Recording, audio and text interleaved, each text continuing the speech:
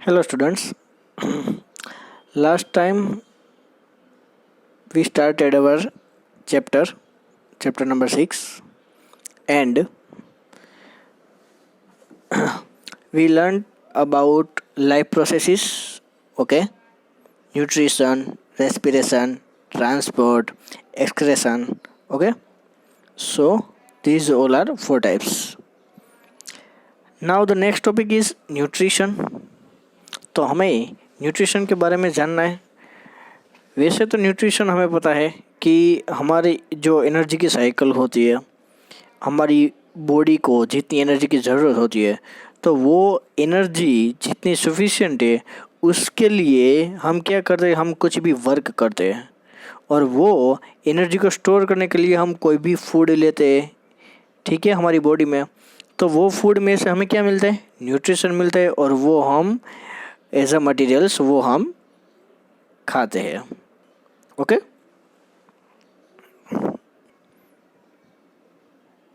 अब यहाँ पे क्वेश्चन ये है कि how do living things get their food, हम अपना फूड है वो कैसे लेते हैं। तो यहाँ पे एक बात की है ऑटोट्रोप्स की और एक है हीटरोट्रोप्स की, ठीक है। ये दोनों डिफरेंट है। तो सबसे पहले हमें याद रखना चाहिए कि ऑटोट्रोप्स किसे कहते हैं।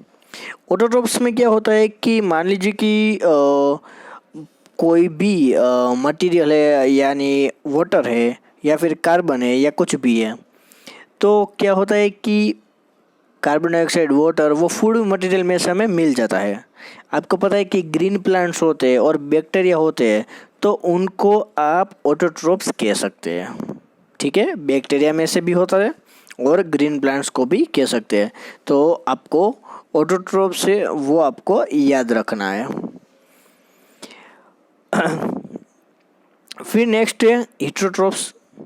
तो हीटरोट्रोप्स में क्या है कि ये जो ऑर्गेनिजम्स होते हैं वो utilize complex substance from other organisms.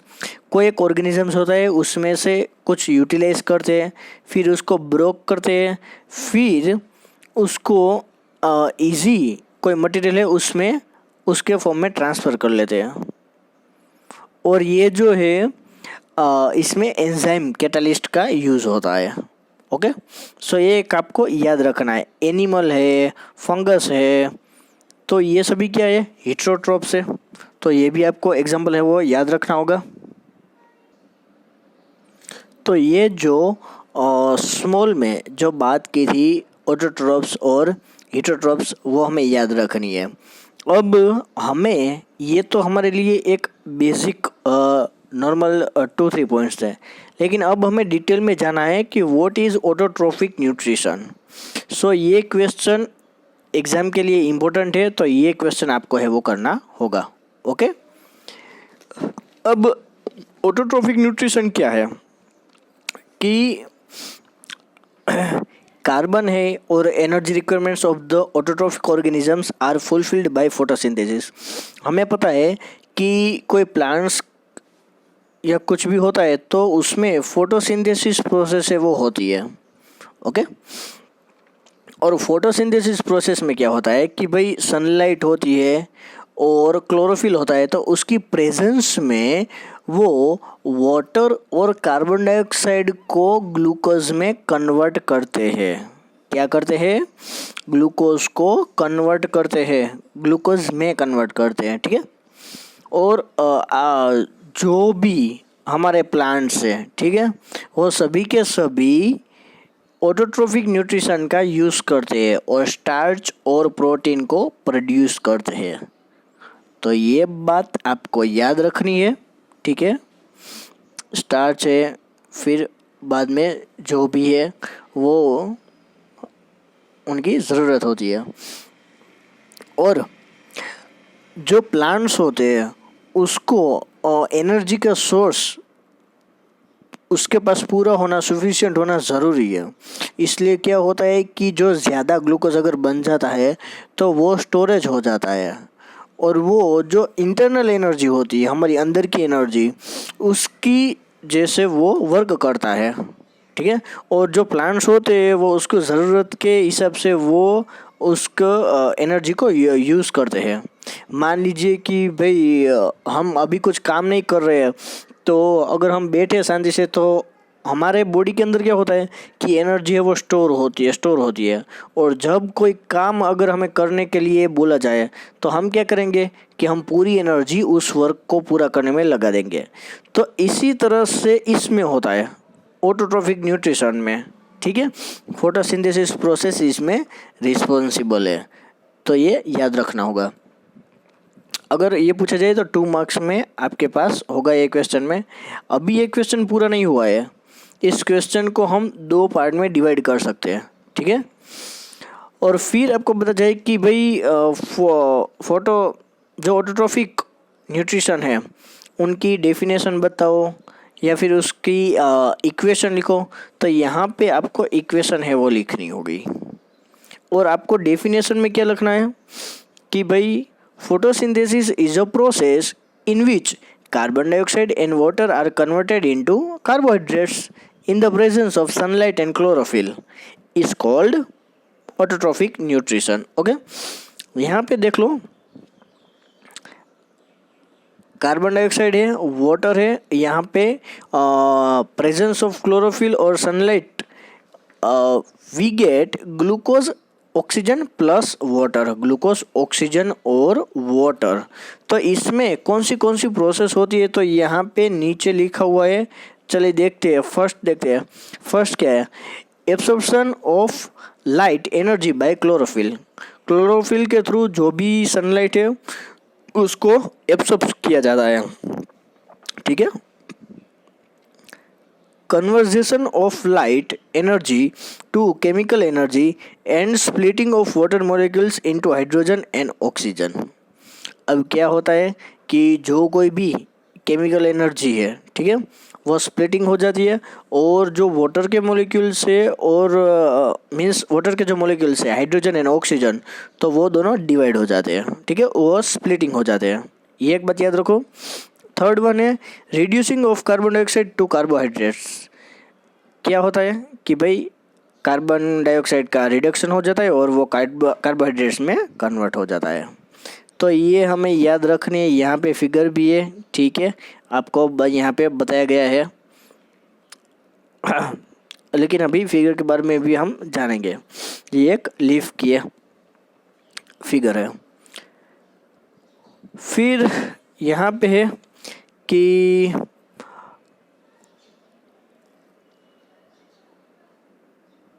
Just a minute, हाँ देखो यहाँ पे हम देखते हैं, यहाँ पे एक बात की है एग्जाम्पल के तौर पे कि भाई डेजर्ट के जो प्लांट होते हैं उसमें CO2 का रिडक्शन बाकी जो डिफरेंट प्लांट्स है उससे डिफरेंट कैसे होता है जो डेजर्ट में हमें प्लांट्स देखने को मिलते हैं। क्योंकि क्या होता है कि जब जो डेजर्ट के जो प्लांट्स है, ठीक है, तो वो रात को क्या करते हैं कि कार्बन डाइऑक्साइड अपने अंदर ले लेते हैं और अपने अंदर कुछ ऐसी प्रोडक्ट बनाते हैं। और जब पूरा का पूरा दिन होता है, ठीक है, दिन में, तो वो क्या करते हैं कि क्लोरोफिल है वो जो सनलाइट का जो सोर्स है उसको एब्सॉर्ब कर लेते हैं और बाद में उसको कार्बोहाइड्रेट्स में कन्वर्ट कर देते हैं, ठीक है, इसलिए वो डिफरेंट है। अब देखिए इसकी जो फिगर है यहाँ पे एक लीफ की हमें फिगर दिखाई गई है। अगर आपको एग्जाम में पूछा जाए तो आपको ये ड्रॉ करनी होगी, तो आपको इसलिए प्रैक्टिस है वो कर लेना, ठीक है। सो यहाँ पे कुछ है नहीं, यहाँ पे एक मिडरिप हमें प्रेजेंट किया गया है, एक है लैम्बिना और एक है वेन। तो ये सिर्फ 3 आपको सिर्फ फिगर पे ड्रॉ करनी है। अब यहाँ पे जो एक्टिविटी वो मैं डायरेक्ट इजी स्टेप्स में मैं आपको बताऊंगा कि इसमें आखिर है क्या। तो याद रखना है वो 1-2 लाइन ही याद रखने के लिए, पूरी एक्टिविटी हमें याद नहीं रखनी है, ठीक है। मान लीजिए कि फर्स्ट पॉइंट हमारा है कि हमें कोई मनी प्लांट ले लेना है या फिर क्रोटन्स का कोई प्लांट ले लेना है, ठीक है। तो यहाँ पे लिखा हुआ है क्रोटन्स का या फिर मनी प्लांट हमें ले लेना है। फिर हमें उसको एक डार्क स्टोरेज में रख देना है कि जहाँ पे सब कुछ अंधेरा होता है, ठीक है। फिर हमें 3 डेज के बाद उस प्लांट को 6 आवर तक हमें सनलाइट में रखना है, और फिर हमें उस प्लांट का एक लीफ ऐसे अलग से डिफरेंट ले लेना है कि उनका जो थोड़ा पोर्शन है वो ग्रीन और बाकी का है वो वाइट हो। क्या है, थोड़ा सा ग्रीन और थोड़ा सा वाइट हो, ठीक है।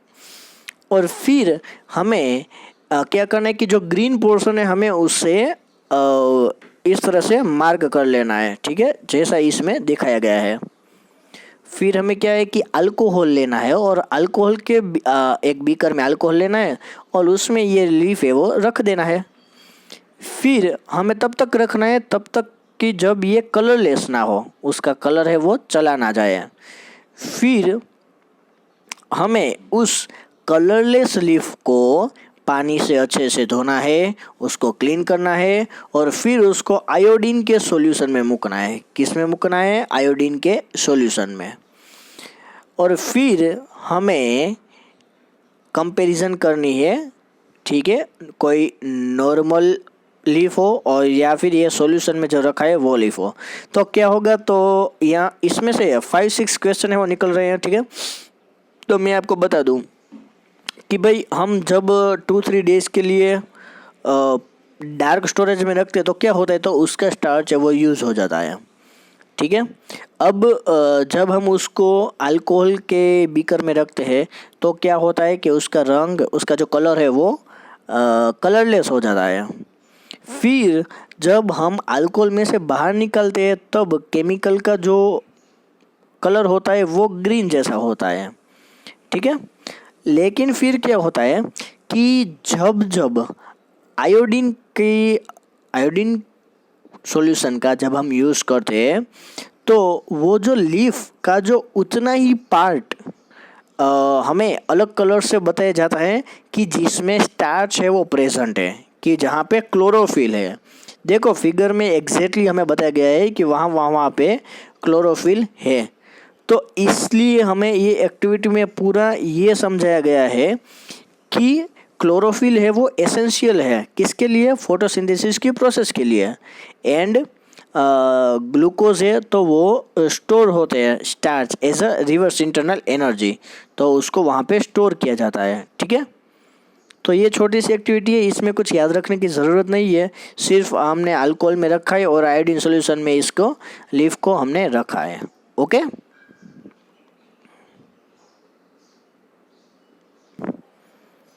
अब यहाँ पे एक और क्वेश्चन है, तो हमें ये क्वेश्चन है वो करना होगा। आईबी क्वेश्चन है स्टोमाटा।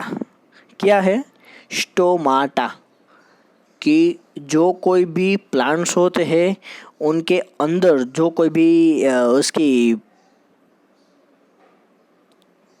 उसके अंदर जो फंक्शंस होते हैं, जो कोई भी पार्ट होते हैं वो यहाँ पे बताया गया है। क्लोरोप्लास्ट है, गार्ड सेल है, वो सभी हमें देखना है।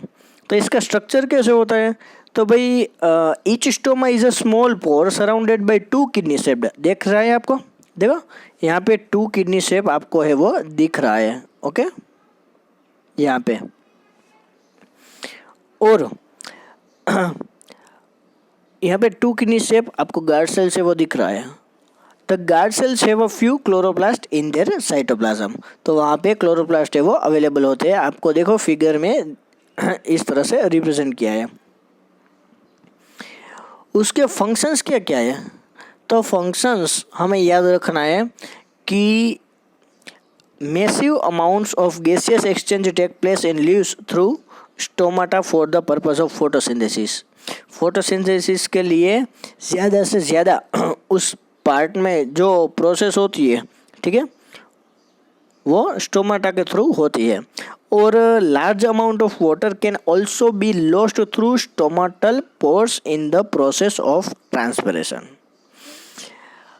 क्या होता है कि ट्रांसपिरेशन आपको पता है बाष्पोत्सर्जन, ठीक है, कि क्या होता है कि लीव में ज़्यादा से ज़्यादा पानी अंदर होता है तो वो ओपन होते हैं और वाटर की वेपर बाहर चली जाती है। तो ये जो प्रोसेस है ट्रांसपीरेशन, ये प्रोसेस इसमें होती है। तो इसमें किसके थ्रू होती है? स्टोमाटा के थ्रू। इसलिए हमें ये टॉपिक यहाँ पे दिया गया है। अब इसका वर्क क्या है? तो ये ओपन होते हैं, क्लोज होते हैं, ओपन होते हैं, क्लोज होते हैं। एक तो ये इसका वर्क है, ठीक है।